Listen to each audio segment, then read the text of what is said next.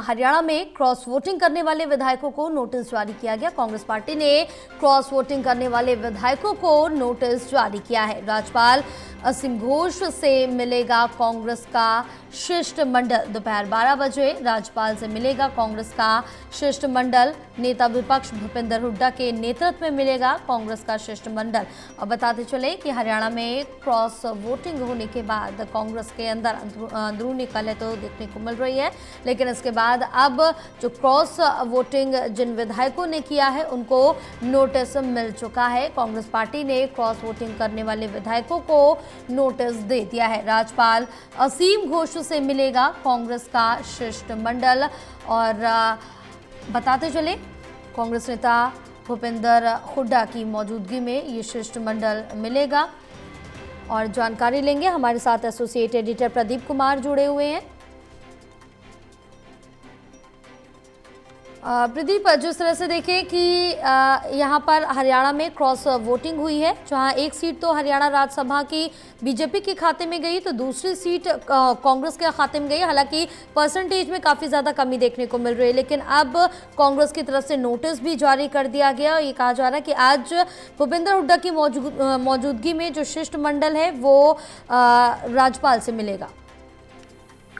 देखिए, हरियाणा राज्यसभा चुनाव में क्रॉस वोटिंग हुई थी। इसमें जो 4 विधायकों के नाम आए हैं कांग्रेस के, उनके अब एक्शन को लेकर पार्टी ने शो कॉज नोटिस जारी किया है। तो पार्टी ने जो 4 विधायकों के नाम जारी किए थे उसमें बीके हरिप्रसाद जो प्रभारी हैं कांग्रेस के हरियाणा के, उनकी ओर से जानकारी दी गई थी कि नारायणगढ़ से श्री चौधरी, कोल्हाना से मोहम्मद इलियास, हतीम से मोहम्मद इस्राइल और सढौरा विधायक जो रेणु बाला ने क्रॉस वोटिंग की थी।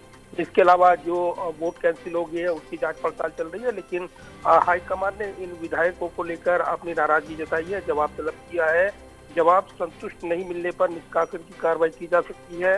हालांकि इस सूरत में विधायकों की जो विधायकी है वो सुरक्षित रहेगी, क्योंकि कहीं न कहीं जो राज्यसभा चुनाव में यहाँ पर ये कहा जाता है कि दल बल विरोधी कानून में प्रावधान राज्यसभा चुनाव के सदन की प्रक्रिया के अंतर्गत नहीं आता, इसलिए ये यहाँ पर लागू नहीं होगा। तो क्रॉस वोटिंग करने वाले विधायकों को कारण बताओ नोटिस जारी कर पार्टी से निलंबित या निष्कासित किया जा सकता है, लेकिन उनकी विधानसभा सदस्यता पर असर नहीं पड़ेगा।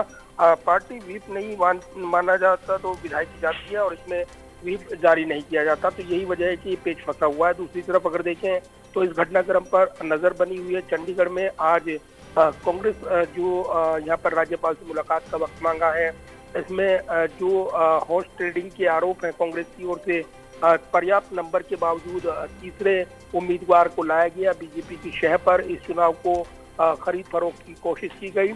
ये आरोप लगाए गए हैं बीके हरिप्रसाद की ओर से कि 20 करोड़ रुपए का ऑफर दिया गया उनके विधायकों को और उनको तोड़ने की कोशिश की गई, उसकी रिकॉर्डिंग वगैरह ये दावे किए गए हैं। तो ये तमाम ऐसे पहलू हैं जो इस चुनावी मुकाबले से, राज्यसभा चुनाव के मुकाबले से जुड़े हैं। लिहाजा ये घटनाक्रम आगे भी गर्म रहेगा और इसको लेकर तमाम नजरें रहने वाली हैं, क्योंकि दिल्ली से लेकर चंडीगढ़ तक इस पूरे मामले को लेकर अब आला कमान की नजर है। विधायकों पर क्या कार्रवाई होती है, क्या एक्शन होता है, इस पर भी नजर रहने वाली है। लेकिन ये बड़ा घटनाक्रम है।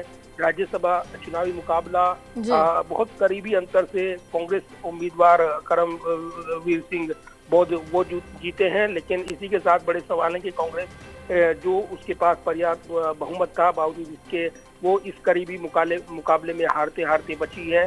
तो अब बड़े सवाल हैं जो गुटबाजी को लेकर उठ रही हैं, और इसलिए विधायकों को लेकर जिन्होंने क्रॉस वोटिंग की है उनके नाम सार्वजनिक करने के बाद अब एक्शन की तैयारी कांग्रेस पार्टी कर रही है। बिल्कुल, कांग्रेस पार्टी की तरफ से एक्शन की तैयारी हो चुकी है और बहरहाल हमने देखा भी है कि किस तरह से लोकसभा नेता विपक्ष राहुल गांधी कड़े फैसले लेने के लिए जाने जाते हैं और अब आगे देखना होगा कि क्या कुछ फैसला, क्या कुछ कार्रवाई आगे की जाती है। बहरहाल जिस तरह से देखें कि जैसा कि आपने भी जिक्र किया कि काफ़ी कम अंतर से कांग्रेस जीती, 0.34% रहा, यानी कि 1% से भी कम ये आंकड़ा था जहाँ कांग्रेस ने जीत दर्ज की। बहरहाल जीत तो गई है जैसे तैसे कांग्रेस, लेकिन कांग्रेस के अंदर भी इस समय अंतःकलह साफ तौर से प्रदीप देखने को मिल रही है, क्योंकि कल देखा हमने 2 विधायक धरने पर बैठ गए, प्रदर्शन करने लगे और लगातार यहां पर नाम उजागर करने की भी पहले कहा जा रहा था, अब नाम उजागर कर दिया, लेकिन ये कहा जा रहा है कि उन पर दबाव बनाया जाए, उन विधायकों पर कार्रवाई की जाए। देखिए, इस पूरे घटनाक्रम ने कहीं ना कहीं कांग्रेस की जो अंदरूनी कलह है उसको सतह पर ला दिया है, ये कहा जा रहा है। और इससे एक मौका मिल गया है बीजेपी को वार करने का कि कांग्रेस के घर के अंदर ही जब सब कुछ हालात सामान्य नहीं है, फिर उस पर सवाल उठाना बेमानी है। बीते कल सुभाष बराला से जब हमने बातचीत की थी तब उन्होंने यही आरोप लगाए थे। तो जरूर है कि इस पूरे घटनाक्रम में जो यहाँ पर राज्यसभा चुनाव का ये मुकाबला, कांग्रेस के पर्याप्त नंबर थे लेकिन इसके बावजूद क्रॉस वोटिंग हुई और कुछ विधायकों के वोट जो कैंसिल हो गए।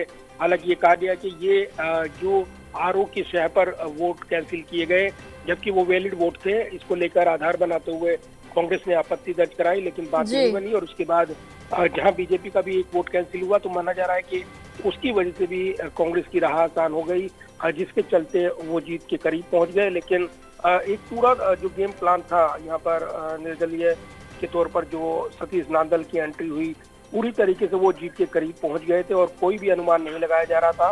लेकिन जिस तरीके से परिणाम रहा है, अब उसके बाद अब एक्शन की तैयारी है। लिहाजा जो मंजू बाला जो ये शिकायत कर रहे थे कि उनका नाम क्यों घसीटा जा रहा है, उन्होंने विरोध किया गोकुल सेतिया ने, और उसके बाद हुड्डा उनको विधानसभा के अंदर ले गए कि ये बिल्कुल क्लीन है। तो अब ये देखना होगा कि इस पूरे मामले में जब यहाँ पर विधायकों पर सवाल उठे हैं, अब क्या एक्शन होता है, कैसे निष्कासित किया जाता है, बिल्कुल ये बड़े सवाल है। हरियाणा की राजनीति में इसको लेकर घमासान रहने वाला है। बिल्कुल प्रदीप, तमाम जानकारी साझा करने के लिए बहुत शुक्रिया आपका।